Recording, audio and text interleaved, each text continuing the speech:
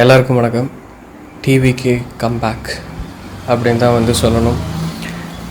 So after the Karur இன்சிடெண்ட்க்கு அப்புறம் ஒரு 30 days கழித்து ஸோ இன்றைக்கி சிறப்பு பொதுக்குழு கூட்ட நிகழ்வு நடந்திருக்கு. அதில் நம்ம தலைவர் விஜய் அவர்களும் கலந்துருக்காரு. அண்ட் கலந்துக்கிட்டு அந்த நிகழ்ச்சி வந்து பார்த்திங்கன்னா சிறப்பு பொதுக்குழு கூட்டம் கிட்டத்தட்ட ஒரு 3 மணி நேரத்துக்கு மேலே நடந்தது. அதில் 10 தீர்மானங்கள் பார்த்திங்கன்னா வந்து எடுத்து அது வந்து தெளிவாக பேசியிருந்தாங்க. அண்டு எல்லாத்தோட ஸ்பீச்சுமே பார்த்திங்கன்னா ரொம்ப லாங்காகவும் ரொம்ப அதிகமான விஷயங்களையும் மக்கள் முன்னாடி ஷேர் பண்ணியிருந்தாங்க. அண்டு இந்த சிறப்பு பொதுக்குழு கூட்டத்தில் 2000 பேர்த்துக்கு மேலே வந்து கலந்துக்கிட்டாங்க. நம்ம தலைவர் அவர்கள் உள்ள என்ட்ரி கொடுக்கல ரொம்ப மாற்றம் அவரோட ஃபேஸில் தெரிஞ்சது. அண்ட் அந்த ஸ்மைலை வந்து பார்த்து மனசு கொஞ்சம் நிம்மதியாச்சு. அண்ட் சரி, ஓகே, ஃபைன், அவரோட ஸ்பீச்சை முதல்ல பார்த்துட்டு வந்துடுங்க. ஏன்னா அவர் அந்த இன்சிடெண்ட்க்கு அப்புறம் அந்த ஒரு வீடியோ வந்து வெளியிட்டார். அதுக்கப்புறம் அவரோட முதல் ஸ்பீச் ஸோ இந்த சிறப்பு பொதுக்குழு கூட்டத்தில் தான் வந்து நடந்திருக்கு. ரொம்ப டீட்டெயில்டாக பேசியிருக்காரு. அண்ட் நிறைய கேள்விகள் எழுப்பியிருக்காரு. ஸோ அதெல்லாம் நீங்கள் முதல்ல பார்த்துட்டு வாங்க. என் நெஞ்சில் குடியிருக்கும்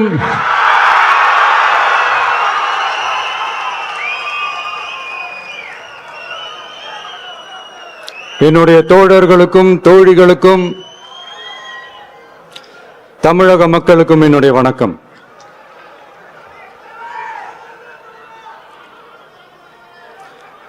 நம்ம குடும்ப உறவுகளை இழந்ததுனால சொல்ல முடியாத வேதனையிலும் வலியிலும் இவ்வளவு நாளா இருந்தோம். அப்படிப்பட்ட அந்த சூழல்ல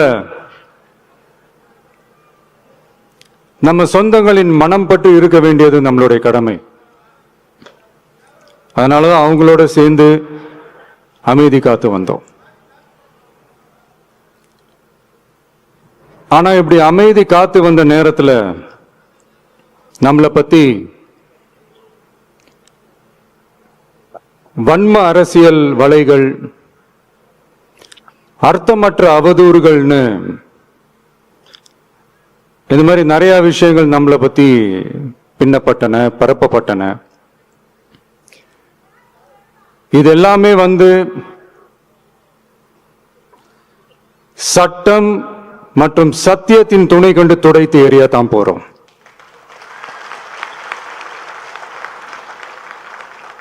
பட் அதுக்கு முன்னாடி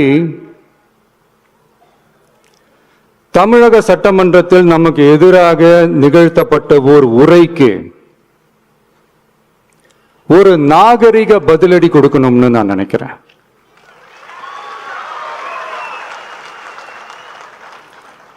அரசியல் செய்ய விருப்பமில்லை, அரசியல் செய்ய விருப்பமில்லைன்னு அடிக்கடி சொல்ற முதல்வர் நம்மளை குறிப்பிட்டு பல்வேறு அவதூறுகளை பதிவு செய்வதன் வாயிலாக பெருந்தன்மையை பேரளவில் மட்டுமே பேசும் முதல்வர் 15/10/2025 அன்னைக்கு தமிழக சட்டமன்றத்தில் நமக்கு எதிராக பேசிய பேச்சில் எவ்வளவு வன்மத்தை கக்கியுள்ளார் என்பதையும், எப்படிப்பட்ட ஒரு அரசியல் செய்ய முயல்கிறார் என்பதையும் தமிழக மக்கள் உணராமலா இருப்பாங்க.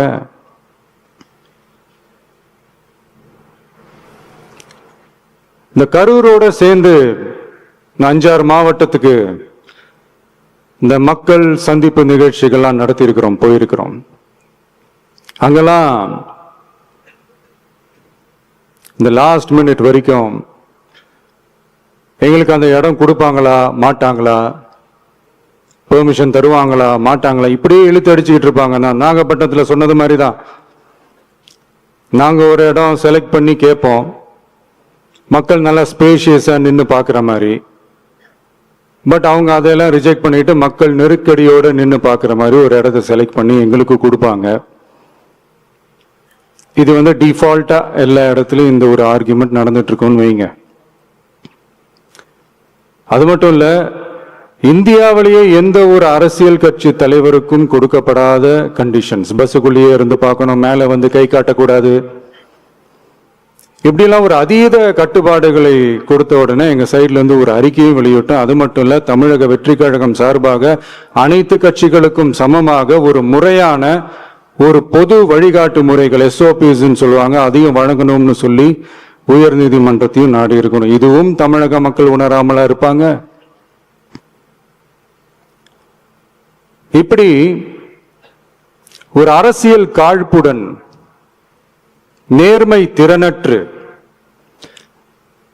நம்மளை பத்தி குற்றம் சாட்டியுள்ள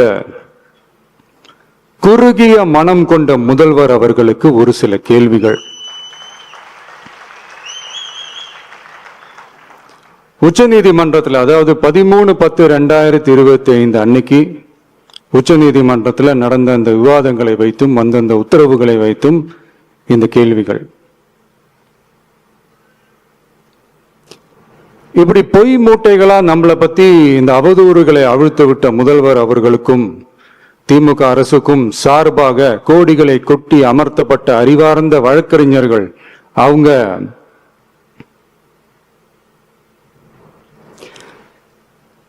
இந்த கபட நாடக திமுக அரசோட தில்லுமுல்லுகளை தாங்கி பிடிக்க இயலாமல் உச்ச நீதிமன்றத்தில் திக்கு திணறி நின்றது முதல்வர் அவர்களுக்கு மறந்துவிட்டதா? இந்த கரூர் சம்பவத்துக்கு அப்புறமே அவசரமா ஒரு தனிநபர் ஆணையம், அந்த தனிநபர் ஆணையத்தை அவமதிக்கிற மாதிரி அரசு உயர் அதிகாரிகள், காவல்துறை உயர் அதிகாரிகள் எல்லாருமே நம்மளை பத்தி ஃபுல்லா இந்த அவதூறுகள் பரப்பி ஒரு செய்தியாளர்கள் சந்திப்பு அவசரமா. இதெல்லாம் ஏன் நடக்குது? எதுக்காக நடக்குது அப்படின்னு ஒட்டுமொத்த தமிழக மக்களும் கேள்வி கேட்க ஆரம்பிச்சாங்க. இதுவும் தமிழக முதல்வர் மறந்துட்டாரா? அதுக்கப்புறம் அந்த தனிநபர் ஆணையத்தை தலையிலேயே கொட்டி வீட்டுக்கு அனுப்பிச்சிட்டாங்க, அது வேற விஷயம்.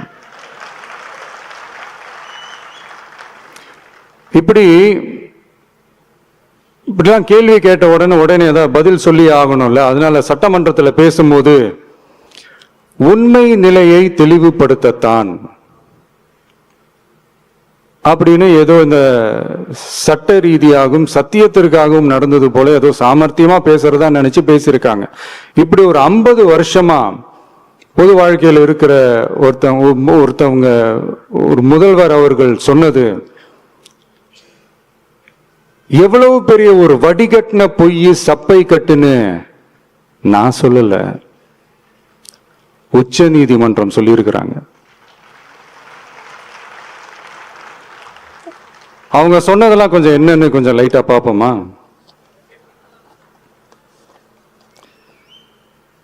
The comments which have been made before the media by the top officers of the police department may create doubt in the minds of the citizenry on impartiality and fair investigation. The faith and trust of the general public on the process of investigation must be restored in the criminal justice system. அதாவது அரசு காவல் உயர் அதிகாரிகள் ஊடகங்களிடம் பேசியது என்பது பொதுமக்களிடையே நியாயமான விசாரணை நடக்குமா என்ற சந்தேகத்தை ஏற்படுத்தக்கூடும் என்றும்,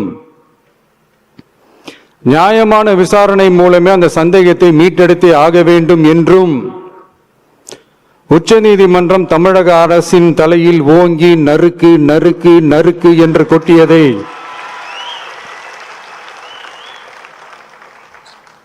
முதல்வர் அவர்கள் மறந்துட்டாரா?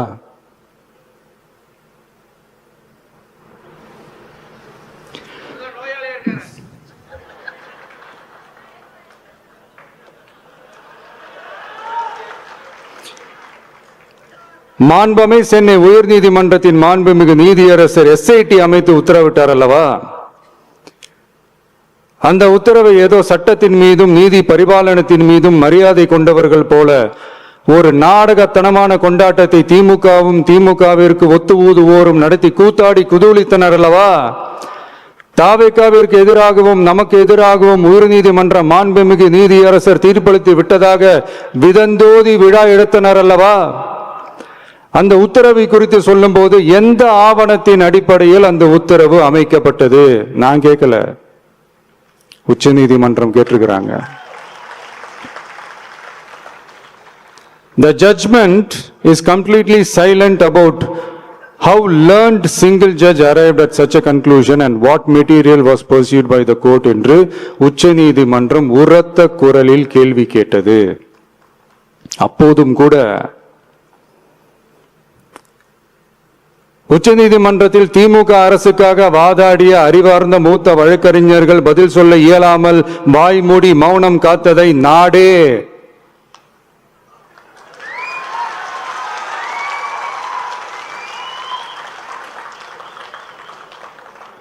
பார்த்ததல்லவா?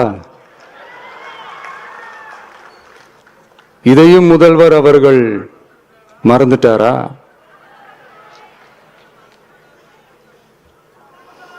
Such petition ought to be dealt with by the division bench, registering as public interest litigation in right earnest and not to be dealt with by a single bench. அதாவது பொது வழிகாட்டு முறைகளான SOP அமைக்கப்பட்டு வெளியிட வேண்டும் என்ற கோரிக்கையுடன் வந்த ரிட் மனுவை நீதிபதிகள் டிவிஷன் பெஞ்ச் தான் கையாள வேண்டும், தனி நீதிபதி பெஞ்ச் கையாள கூடாது என்றும் உச்ச நீதிமன்றம் சொன்னதல்லவா? அது மட்டுமா, கோரிக்கையே இல்லாமல் SIT அமைக்கப்பட்டது எந்த வகையில் சரி என்றும் கேள்வி எழுப்பியது உச்ச நீதிமன்றம். இது எல்லாமே அறியாமலோ இல்ல அறியாதது போலவோ உச்சபட்ச அதிகார மயக்கத்தில் இருந்து பேசினாரோ முதல்வர் அவர்கள்? மனிதாபிமானம், அரசியல் அறம், மாண்பு இதெல்லாம் எதுவுமே இல்லாம வெறும் பேச்சில மட்டுமே பேசிக்கிட்டு அரசியல் ஆதாயம் தேடுற ஆட்டத்தை ஆடத் தொடங்கிவிட்டார் முதல்வர் அவர்கள்.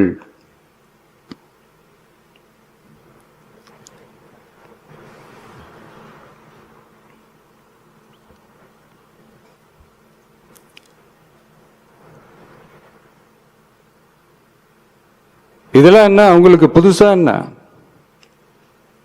1969க்கு அப்புறமே எப்போ கட்சி அவங்க கைக்கு வந்ததோ, இன்னும் குறிப்பா சொல்லணும்னா 1972க்கு அப்புறம் கேள்வி கேட்க ஆளே இல்லாம போச்சு இல்ல, அதுக்கப்புறமே இந்த திமுக தலைமை இப்படிதானே இருக்குது. இப்ப நாங்க கேட்டோமே இந்த சில கேள்விகள், இதெல்லாம் நான் கேட்கல, சுப்ரீம் கோர்ட் கேட்டிருக்கு. இதனால என்ன புரிய வருது? இந்த கவர்மெண்ட் நடத்துற அந்த விசாரணை மேல சந்தேகம் ஏற்படுதுன்னா அதுக்கு என்ன அர்த்தம்? உங்க மேல நம்பிக்கை இல்லைன்னு அர்த்தம்.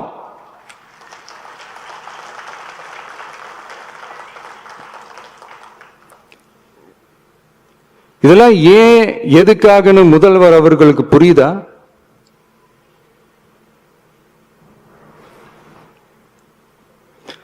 சுப்ரீம் கோர்ட் சொன்னதோட மட்டும் இல்ல, நிஜத்திலும் இன்னைக்கு மக்களுக்கு இந்த கவர்மெண்ட் மேல இருக்கிற நம்பிக்கை மொத்தமாக மண்ணுக்குள் புதைந்து விட்டது. இதுவாவது முதல்வர் அவர்களுக்கு புரியுதா? புரியலனா 2026 தேர்தல்ல இந்த திமுக தலைமைக்கு மக்கள் இன்னும் ஆழமா அழுத்தமா புரிய வைப்பாங்க.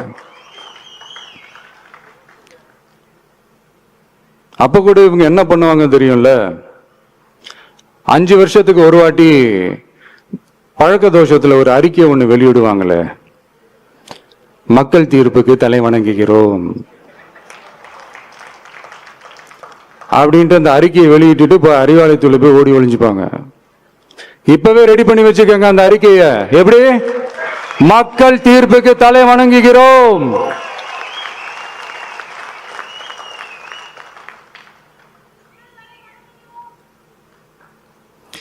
நான் போன பொதுக்குழுவில் சொன்னதை தான் இங்க நான் திரும்பவும் சொல்றேன். இயற்கையும் இறைவனும் நம் தமிழக சொந்தங்களின் வடிவில் மாபெரும் மக்கள் சக்தியை நம்ம கூடவே நிற்கும் போது எம் மக்களுக்கான அரசியலை தடுப்பவர் எவர்? அதனால தோழர்களே, நமக்கு வந்திருக்கிற இந்த இடையூறு வெறும் டெம்பரவரி மட்டும்தான். எல்லாத்தையும் தகர்த்தெறிவோம், மக்களோட கை கோர்த்து நிற்போம், மக்களோட களத்துல போய் நிற்போம். நம்ம பயணத்துல தடம் மாறவே மாட்டோம். இப்பவும் சொல்றேன், 2026ல 2 பேருக்கு நடுவுலதான் போட்டியே. ஒண்ணு, இன்னொன்னு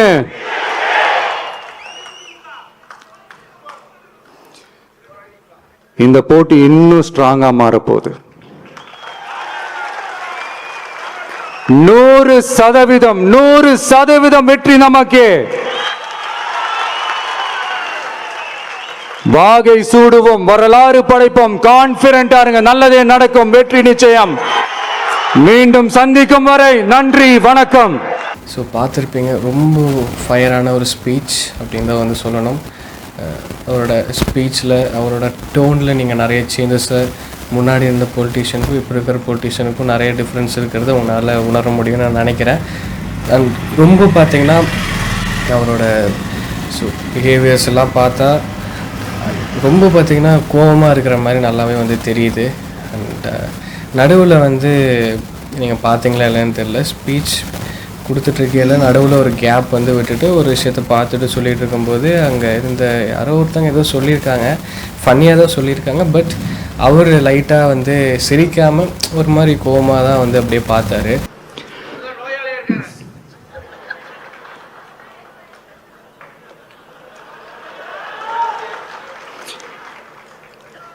நான் அதுலேருந்தே தெரிஞ்சுக்கிட்டேன் அவர் வந்து ரொம்ப கோபமாகவும் இருக்கார். அண்ட் அந்த துக்கத்திலேருந்து இன்னும் அவர் வெளியே வரல அப்படிங்கிறது நல்லாவே வந்து தெரிஞ்சுக்க முடிஞ்சுது. நம்பிக்கையாக இருக்கும் அப்படிங்கிறத வந்து தெரியப்படுத்தணுங்கிறதுக்காக தான் அவர் வந்து ஒரு ஃபேஸ்லெஸ் ஸ்மைலோடு வந்து இருந்தார்.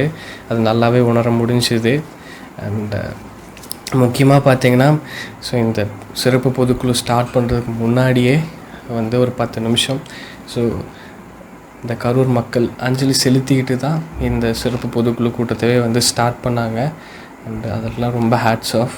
ஸோ அண்ட் நிறையா உச்சநீதிமன்றத்தில் எழுப்பின கேள்விகளை மறுபடியும் பார்த்திங்கன்னா வந்து டைரெக்டாக மிஸ்டர் ஸ்டாலின் அவருக்கு வந்து இவர் மறுபடியும் பேசினது வந்து பார்க்கையில் ரொம்ப ஃபயராக வந்து இருந்தது. அண்ட் நிறைய செய்கைகளெல்லாம் காமிச்சிருப்பார். அண்ட் என்னென்ன வன்மங்கள், என்னென்ன பொய்யான விஷயங்களை வந்து நம்ம மேலே பரப்புனாங்கிறத வந்து அதுவும் டீட்டெயில்டாக வந்து அவர் சொன்னார். ஸோ ஆதவ் அர்ஜுனா அவர்கள் வந்து நிறைய விஷயங்கள் ரொம்ப டைரெக்டாகவே அண்ட் ரொம்ப ஓப்பனப்பாக போட்டு டிஎம்கே போட்டு ரைட் அண்ட் லெஃப்ட்டு பார்த்திங்கன்னா நல்லா வாங்கி வச்சுட்டாரு. அது நல்லாவே பார்க்க முடிஞ்சுது. அண்ட் நிறைய விஷயங்களை வந்து அவருமே வந்து டீட்டெயில்டாக பேசினார். ஸோ இது ஒரு மிகப்பெரிய ஒரு கம்பேக் ஸோ அப்படின்னு தான் வந்து நம்ம சொல்லணும். ஸோ கடைசியில் முடிக்கலையும் வந்து சொன்னார், 2 கட்சிக்கு தான் போட்டியே அப்படின்னு. ஸோ அந்த போட்டி இன்னுமே ரொம்ப தீவிரமாக மாறும், நம்மளோட செயல்கள் ரொம்ப தீவிரமாக மாறுங்கிறத வந்து ஸ்ட்ராங்காக வந்து சொன்னார். அண்ட் நான் வந்து ரொம்ப எதிர்பார்த்தேன் இந்த ஸ்பீச்சில் என்னென்னா நிறைய விஷயங்களை வந்து அவர் சொல்லணும் அப்படின்ட்டு. அண்டு நம்ம வந்து என்றைக்குமே நினைக்கிறோம்ல அவர் வந்து இந்த விஷயங்கள்லாம் பேசணும், இதை பண்ணணும், அதை பண்ணணுன்ட்டு. பட் நம்ம அதில் இருக்கிற விஷயங்களை ரொம்ப நோட் பண்ண மாட்டேங்கிறோம். இப்போது நம்ம அந்த இன்சிடெண்ட் அப்போவே ப்ரெஸ் பீப்பிளை சந்தித்து பேசியிருந்தால் அது ஒரு வேறு கைண்ட் ஆஃப் ஒரு விஷயமாக போயிருக்கும். அண்ட் இப்போ வந்து இதை பற்றி பேசினா முழுக்க நம்ம வந்து பழி சுமத்துற மாதிரி ஆயிடும். அண்டு நிறைய பெர்ஸ்பெக்டிவில் திங்க் பண்ணணும். எனக்கு தெரிஞ்சு நான் அதான் சொல்கிறேன் பார்த்தீங்களா, அவங்களுக்கு சொல்கிறது புரியாது. ஆனால் என்னென்னா அவர் எடுக்கிற மூவ் எல்லாமே பார்த்திங்கன்னா ஒவ்வொரு ஸ்டெப்புமே வந்து அவ்வளோ நிதானமாக பார்த்து எடுத்து வைக்கிறாருங்கிறத நான் நல்லாவே புரிஞ்சுக்கிறேன். அண்ட் இப்போயுமே வந்து அவர் அதுதான் வந்து ரொம்ப ஸ்ட்ராங்காக இருக்கார். அண்ட் எதாக இருந்தாலும் நான் எதுவுமே சொல்லி நான் வந்து இது பண்ண மாட்டேன், செயலில் தான் காட்டுவேங்கிறத வந்து அது நல்லாவே தெரியுது. ஸோ அவருக்கு என்றைக்குமே இந்த தாக்கி பேசுகிறது, இந்த பழி போடுறது, இதெல்லாம் வந்து அவருக்கு வந்து அந்த மாதிரி டேரெக்டாக பேசி வந்து இது பண்ண மாட்டார். அது ஒரு வேறு மாதிரி வந்து செயலில் காமிச்சு அதுக்கப்புறம் வந்து அந்த விஷயத்தை வந்து தெரியப்படுத்துவார். அதுதான் அவரோட கேரக்டர். அண்ட் நானுமே அதான் சொன்னேன், போன வீடியோலையுமே அதான் சொன்னேன். அவராக தான் எல்லா டிசிஷன்ஸுமே எடுத்து பண்ணுறாரு. அவருக்கு யாரும் எதுவும் சொல்லி கொடுக்கறதில்ல, எல்லாமே அவர் தான் பண்ணுறாரு அப்படிங்கிறத வந்து நான் சொன்னேன். சேம் அதே தான் வந்து ஆதவர்சன் அவர்கள் வந்து ரிப்பீட் பண்ணார். எங்கள் தலைவர்கிட்ட வந்து கற்றுக்கோங்க லீடர்ஷிப்னா என்ன அப்படின்ட்டு. அவர் எடுத்து வைக்கிற டிசிஷன்ஸ், அவர் சொல்கிற விஷயங்கள் எல்லாமே ப்ராக்டிக்கலாக வந்து இருக்குது அண்ட் அப்படிங்கிற மாதிரி வந்து சொன்னார். அதெல்லாம் வந்து கேட்கல ரொம்பவுமே வந்து லைக் அது பெரிய விஷயம் இல்லை. ஸோ அந்த மூமெண்ட் எல்லாமே வந்து கரெக்டாக பார்க்கணும். ஏன்னா நம்ம எல்லாருமே அவரை வந்து பார்த்துக்கிட்டு இருக்கோம். அதனால் ஒவ்வொரு மூவுமே வந்து ஒரு கரெக்டாக ஸ்டெப் பை ஸ்டெப்பாக எடுத்து வச்சிட்ருக்காரு. அது பெரிய விஷயம். அண்ட் ரொம்ப வந்து ஆங்கரை வந்து காமிச்சிடக்கூடாது. ஸோ ரொம்ப சோகத்தையும் காமிச்சிடக்கூடாது. அதெல்லாமே பேலன்ஸ் பண்ணி பண்ணுறதுங்கிறது ஹேட்ஸ் ஆஃப்.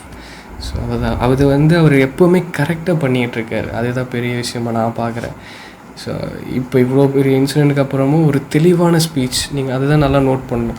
என்ன தான் மனவேதனையாக இருந்தாலும் ரொம்ப ஒரு 30 டேஸ்க்கு மேலே ரொம்ப ஐசோலேட் ஆகி யார்கிட்டையும் பேசாமல் இந்த மாதிரிலாம் ஒரு சுச்சுவேஷன்ஸில் இருந்துக்கிட்டு ஸோ இப்படி வெளியில் வந்து ஒரு தெளிவான ஒரு பேச்சு கொடுக்குறாருங்கிறது வந்து அது பெரிய விஷயம். இவ்வளோ நம்பிக்கையாகவும் மறுபடியும் மீண்டு எழுந்து வந்திருக்காருங்கிறதெல்லாம் ரொம்ப பெரிய விஷயம். அது எல்லாத்துக்குமே நம்ம வந்து வரவேற்கணும். And okay fine. ஸோ இதெல்லாம் தான் பார்த்திங்கன்னா வந்து இன்றைக்கி இந்த சிறப்பு பொதுக்குழு கூட்டத்தில் நடந்திருக்கு. அண்ட் இது மிகப்பெரிய கம்பேக் அப்படின்னு தான் வந்து சொல்லணும். ஸோ கூட்டணி பற்றி சில விஷயங்கள்லாம் பேசலை.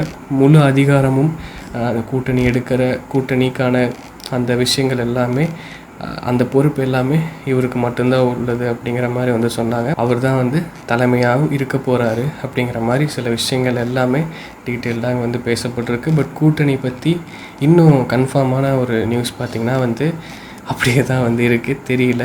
அண்ட் எனக்கு மட்டும் இல்லை, முக்கால்வாசி மக்களுக்கும் தனிச்சு நின்னா நல்லதுன்னு அப்படிங்கிறது தான் வந்து எங்களுக்கும் தோணுது. ஸோ அதுதான் கரெக்டாகவும் இருக்கும்னு நாங்கள் நம்புகிறோம். But at the end of the day அவங்க என்ன டிசிஷன்ஸ் எடுக்கிறாங்கங்கிறது தான் வந்து நம்ம பார்க்கணும். ஸோ கட்சியில் நிறையா பார்த்திங்கன்னா ஸோ அப் அண்ட் டவுன் நிறைய விஷயத்த வந்து தளபதி அவர்கள் மாற்றிருக்காரு தனியாலாம் நின்று. ஸோ அதுக்கு டெய்லியும் பார்த்திங்கன்னா வந்து ஒவ்வொரு விஷயத்தையும் இப்போது அந்த பீப்புளை மீட் பண்ணதுக்கப்புறம் இருந்து அவரோட பாலிட்டிக்ஸோட அந்த கேம் இருக்குல்ல, ஸோ அந்த பவர் மறுபடியும் வந்து ரொம்ப டீப்பராக பார்த்திங்கன்னா வந்து இருந்திருக்கு. ஸோ நிறைய விஷயங்கள் அது நீங்களுமே பார்த்துருப்பீங்க. அண்ட் ரீசெண்டாக இந்த மழைனால் விவசாயிகளோட நெல்மணிகள் எல்லாம் பார்த்திங்கன்னா வந்து அழிஞ்சிக்கிட்டு இருக்குது. அதுக்கு கரெக்டான பாதுகாப்பு கொடுக்கறதில்ல அரசாங்கம். அதுக்கு ரொம்ப கண்டனம் தெரிவித்து அறிக்கையில் விட்டுருந்தார். அதில் ரொம்ப படித்து பார்க்கையில் அவ்வளோ விஷயங்கள் வந்து தெரிஞ்சுக்க முடிஞ்சுது. அண்ட் அதுக்கப்புறம் ரீசெண்டாக இப்போ ஒரு நாளைக்கு 2 நாளைக்கு முன்னாடி இங்கே கோயம்புத்தூரில் ஸோ ஒரு பாலியல் வன்கொடுமை நடந்திருக்கு. இதெல்லாம் பார்க்கையில் ஆக்சுவலாக அவ்வளோ கோபம் வருது. அவ்வளோ ஒரு என்ன தான் பண்ணுறாங்க அப்படிங்கிற மாதிரி வந்து இருக்குதுங்க. சும்மாலாம் வந்து டிவிகே சப்போர்ட்டர்ஸ்க்கும் டிவிகேல இருக்கிறவங்க எப்போவுமே திமுகவை திட்டிகிட்டே தான் இருக்கணுமா, பழி போட்டுகிட்டே தான் இருக்கணுமான்ட்டு வந்து எப்போவுமே கேட்குறீங்க பண்ணுறீங்க. ஒரு தப்பு நடக்குது அப்படின்னா அது எந்த அளவுக்கு இந்த அரசாங்கம் வந்து சீரியஸாக வந்து அதுக்கு ஆக்ஷன்ஸ் எடுக்கிறாங்க, என்னென்ன செயல்கள் பண்ணுறாங்கங்கிறது தான் வந்து அவங்களோட பவரே வந்து இருக்குது.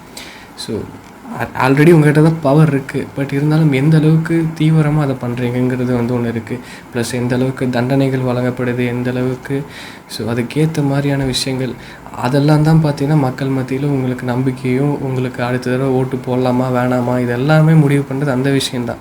ஆனால் இங்கே பெரும்பாலும் பார்த்திங்கன்னா கரெக்டான அந்த கொடுமைகளுக்கு, அந்த கொடுமை பண்ணுறவங்களுக்கு தண்டனை கரெக்டாக கிடைக்கிறதே இல்லை. அவங்கள வந்து ஈஸியாக ரிலீஸ் பண்ணுறாங்க. ஸோ இப்படியெல்லாம் இருக்க தான் பார்த்திங்கன்னா ஸோ பாதுகாப்பு இல்லாமல் போகுது. ஒவ்வொரு விஷயமும் குற்றச்சாட்டாக வைக்கிறதுக்கு, கேள்வி எழுப்புறதுக்கான காரணங்கள் இந்த மாதிரியெல்லாம் தான் பார்த்திங்கன்னா வந்து இருக்குது. ஸோ இந்த ஜென்ரேஷனில் பார்த்திங்கன்னா இப்படி ஆண் பெண் ஈக்குவல்னு வந்து ஆனதுக்கப்புறம், அதாவது இப்போ நான் என்ன சொல்ல வரேன்னா, இப்போது அவங்க கட்சிக்காரங்களே வந்து சொல்கிறாங்க 11 மணிக்கு அந்த பொண்ணு எதுக்கு அங்கே போச்சு. என்னங்க ஒரு ஸ்டேட்மெண்ட் இதெல்லாம். இதையும் பார்த்தீங்கன்னா ரொம்ப ஆதவர்ச்சனா அவர்கள் வந்து பேசியிருந்தார். ஆண் பெண் சமங்கிற இந்த ஒரு ஜென்ரேஷனில் இப்போ இந்த மாதிரி நிலமையில் அந்த பொண்ணு எதுக்கு அந்நேரத்துக்கு அங்கே போச்சுன்னு கேட்குறீங்களே, இதெல்லாம் என்ன ஸ்டேட்மெண்ட்டு அப்படின்ட்டு ரொம்ப ஆக்ரோஷமாக பேசியிருந்தார். நம்மளுமே அதை கேட்கல எவ்வளோ இதாக இருக்குன்னு பாருங்களேன். சரி, லைக் ரொம்ப கஷ்டங்க. அது இனிமேலாம் அதான் பார்த்திங்கன்னா அவங்கள விட்டுருவோம். நம்ம இனி வந்து ஃபுல் சப்போர்ட், ஃபுல் என்கேஜ்மெண்ட் நம்ம தளபதி மேலே வைப்போம். பேசுகிறவங்க பேசட்டும், எங்கள் தளபதியை யாராலையும் எதுவுமே ஒன்றுமே பண்ண முடியாது. ஸோ அவருமே அதை சொல்லியிருந்தார், இந்த வலி வேதனை டெம்பரவரி தான் அப்படின்ட்டு வந்து சொல்லியிருந்தார். கண்டிப்பாக அவர் கூட இன்னுமே நம்ம வலிமையாக நிற்போம்.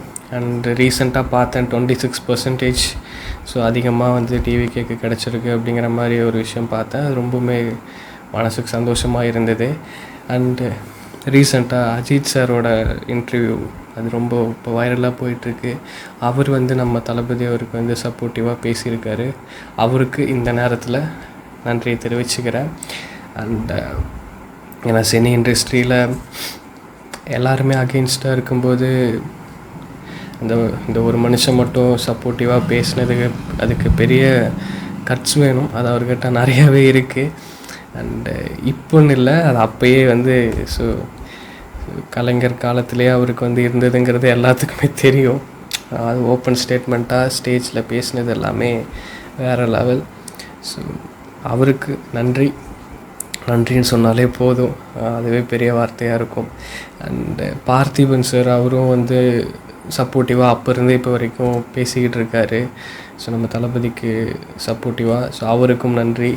அண்டு ஸோ எங்களுக்கு சப்போர்ட் பண்ணி எங்கள் பக்கம் நியாயத்தை பற்றி பேசினதுக்கு எல்லா உறவுகளுக்கும் இந்த நேரத்தில் நான் நன்றியை தெரிவிச்சுக்கிறேன். அண்டு இப்போ ரீசெண்டாக பார்த்திங்கன்னா வந்து புதுச்சேரியில் ஸோ ஒரு ஸ்கூல் காம்படிஷனில் ஒரு பொண்ணு வந்து பார்த்திங்கன்னா அவங்க வந்து இந்த வாக்கு செலுத்தும் இயந்திரம் இருக்குல்ல, அது வந்து அந்த பொண்ணு செஞ்சுட்டு போயிருக்கு. அதில் பார்த்திங்கன்னா நம்ம டிவிக்கேவோட சிம்பிள்ங்கிற இடத்துல நம்ம டிவிக்கே ஃப்ளாக் இருக்குது, கேண்டிடேட் நேமில் நம்ம தளபதியோட பேர் வந்து இருந்தது. அந்த பொண்ணுக்கும் இந்த நேரத்தில் நன்றியை சொல்லிக்கிறேன். நம்ம மறுபடியும் ஸோ களத்தில் இறங்கி சப்போர்ட் பண்ணுவோம். அண்டு அவ்வளோதான். ஸோ நம்பிக்கையாக இருங்க. பாலிடிக்ஸை இன்னமே நான் என்றைக்குமே அதை சொல்கிறது அதுதான், பாலிடிக்ஸை பற்றி தெரிஞ்சுக்கோங்க, சப்போர்ட் பண்ணுங்கள். நமக்கானது தான் பாலிடிக்ஸ். நம்ம இதுக்குள்ளெல்லாம் வர வேண்டாம் அப்படின்லாம் போகாதீங்க. என்ன தான் நான் சொன்னாலும் இல்லை அப்படியெல்லாம் சூழ்நிலை இன்னும் இல்லை, நம்ம சொல்லி தான் தெரியணும் அப்படிங்கிற சூழ்நிலை இப்போ இல்லை. ஏன்னா எல்லா யங்ஸ்டர்ஸும் பெண்களும் அதை பற்றி தெரிஞ்சுக்கிட்டு அதை பற்றி புரிஞ்சுக்கிட்டு உள்ளே வந்துக்கிட்டு தான் இருக்காங்க. ஸோ இருந்தாலும் இன்னும் நான் சொல்ல வேண்டிய கடமைக்கு நான் சொல்லிக்கிட்டே தான் இருப்பேன். அண்டு கண்டிப்பாக இதை பற்றி தெரிஞ்சுக்கோங்க. ஸோ நம்ம தான் மாற்றத்துக்கான மிகப்பெரிய ஒரு சக்தி. ஸோ நம்மளால தான் பாலிடிக்ஸே வந்து இருக்குது. நம்ம கையில் தான் வந்து யார் ஆட்சியை பிடிக்கணும், யார் நல்லது செய்யணும், யார் சிஎம் போஸ்ட்டில் உட்காரணும், இந்த அதிகாரம் எல்லாமே நம்ம கையில் தான் வந்து இருக்குது. அது இந்த ஒரு விரலில் தான் இருக்குது. அதை புரிஞ்சுக்கோங்க. அதை புரிஞ்சுக்கிட்டு அதுக்கேற்ற மாதிரி எல்லோரும் செயல்படுங்க. யார் என்ன விமர்சனம் பண்ணாலும், முக்கியமாக டிவிகேயில் இருக்கிறவங்களுக்கு சொல்லிக்கிறதுன்னு அதுதான். ஸோ எவ்வளோ மட்டமாக பேசினாலும் சரி, நம்ம இந்த இன்சிடெண்ட்டே பார்த்துட்டோம். எவ்வளோ ரொம்ப மனசு வேதனைப்படுத்துகிற அளவுக்கு ஸோ வார்த்தைகளை கொட்டி தீர்த்துட்டாங்க. நம்ம இந்த சுச்சுவேஷன்ஸவே ரொம்ப தாங்கி அதை தாண்டி வந்துக்கிட்டு இருக்கோம். இனி யார் என்ன பேசினாலும் தயவு செஞ்சு அதை பற்றி கண்டுக்காமல் நம்ம ஃபுல் சப்போர்ட்டை நம்ம தளபதிக்கு வந்து கொடுப்போம். ஸோ நமக்கு நிறைய வேலை இருக்குது. இந்த விஷயம்லாம் நமக்கு வேண்டாம், இன்னியோட போதும் ரிப்ளை கொடுக்கறது.